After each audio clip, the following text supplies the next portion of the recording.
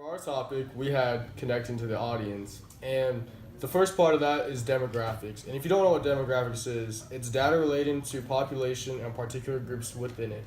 And to better explain that, it's basically how you approach an audience and how to relate to them so they better pay attention and focus in on what you're saying. That's true. And it's really key to do this because you want your audience to be an active listening audience and be engaged in what you're saying. So the best way to do that is with demographics. Does it hook them or something? Shaw, yeah, it hooks them. And a way to do this, or an example I can show you is, we'll have Ben here be my father. Hey, son. Hey, Dad, I got an A on my test today. I was so pumped. Like, Good job. That's crazy. thanks. And then Carmen over here, Carmen will be my friend in school. And I'll be like, hey, yo, Carmen, I What killed up? that test today, man. I got an A on it. Oh, don't reply. That's awesome. Sweet. See? And that is demographics. Approach differently towards your father than you do your friends. It's all just about approaching people, Yeah. pretty much. All right, so the second topic of our area of study is conscious energy. And conscious energy is actually the energy that you hold throughout your presentation to keep the audience engaged. All right, so I guess you guys might have some interest in giraffes. I mean, I guess. Yeah. Do you know that their necks are really long? Really? I guess. Yeah. They almost look like cheetahs, just with like a different color scheme. So, yeah, giraffes are like kind of, yeah.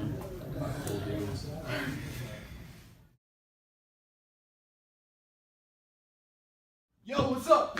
What's You guys like giraffes, don't you? Yeah. Have you seen how long their necks are? They're so long.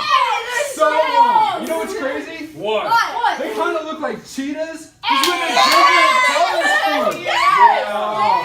Man, giraffes are just the best. Yeah, dog. So, obviously, when you're engaged with your audience, they are engaged with you. Ask yourself this. Sitting on my hot. Is your audience loud and enthusiastic? Or are they quiet and yawning?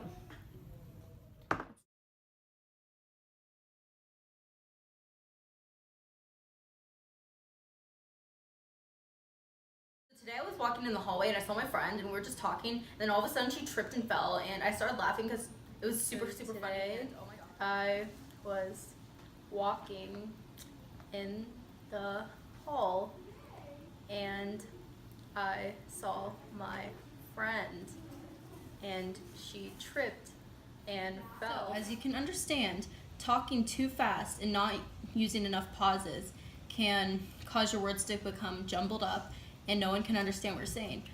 Also, on the other hand, you have too long of pauses, which can cause your sentences not to flow together and cause people to not understand what you're saying either. But using the correct amount of pauses will create good sentence flow and help people understand what you're saying and what is going on in the story.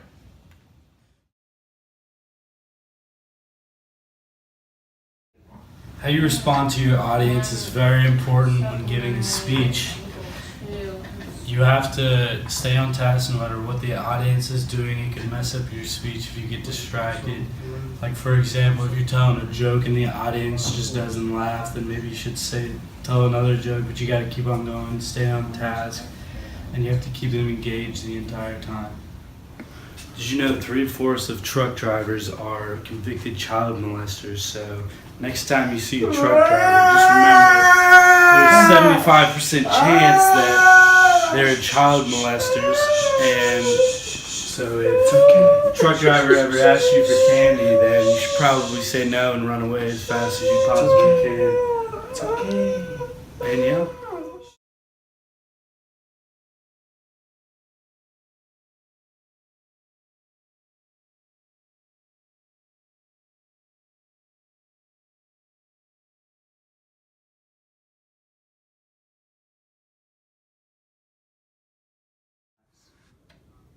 Era la primera vez que iba a cazar con su papá. Lars era completamente blanco, como su padre en realidad Era blanco como todo lo que lo rodeaba. Porque Lars vivía en el Polo Norte, Dude, kill them. donde todo es blanco y está cubierto de hielo y nieve. Oh my god. Oh. That was a great story. Alright, yeah, that's fine. Even if you have to wring your audience's neck, you still have to keep going. Le enseñó cómo hacer diferentes cosas, rastrear huellas, nadar.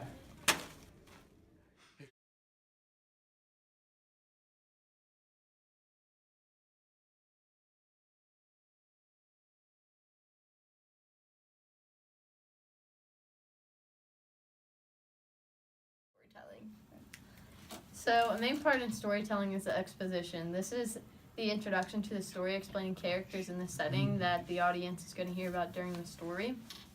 The hook is a good thing in this because it draws the audience into the story. Sometimes start with a question or an interesting fact that makes the audience think about what you're about to talk about.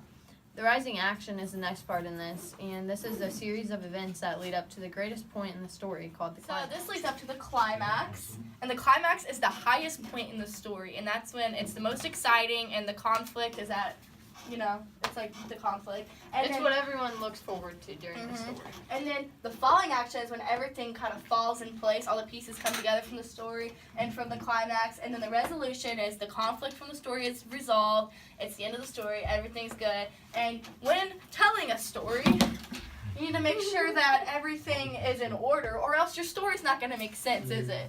No. No, it's not. So, No. exposition, rising action, climax, falling action, Resolution. is key to telling Well, a good good story story. doesn't have no reason. Okay, so for storytelling, I'm going to use an example to show kind of how they're set up. I'm going to use a fairy tale that maybe you probably know called Cinderella. So, in the beginning of Cinderella, you know, it's just introduced to her and her rat friends, and she's like singing, and everyone's having a good time. And That's the then, exposition. yes, and then kind of going up to the story, there's like this ball that everyone's invited to, and she really wants to go, and she like makes this dress for it and everything, and she's really excited about it. But then her stepmom and stepsisters rip up her dress and say she can't go.